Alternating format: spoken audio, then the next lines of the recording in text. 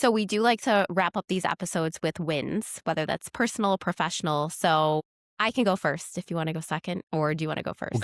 I'm go ready for to it, write. Lane. Go, Okay, so absolutely. Go for I'll it. share two, one personal, one professional. So hesitant to even say this, but I'm working on a book and I've actually been making a ton of progress on it over the past 2 weeks. So I'm really excited.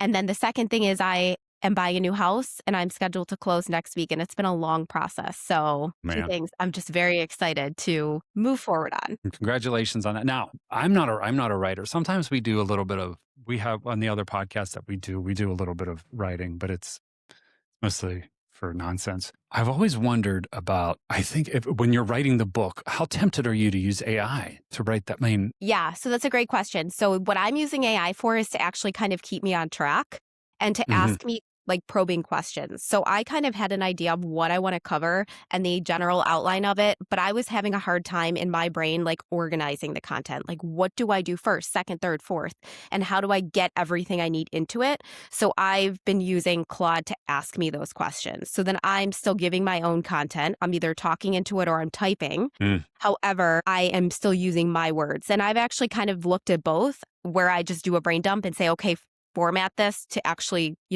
be a little bit more legible. And I do not like what it gives back to me just because it still sounds too AI to me.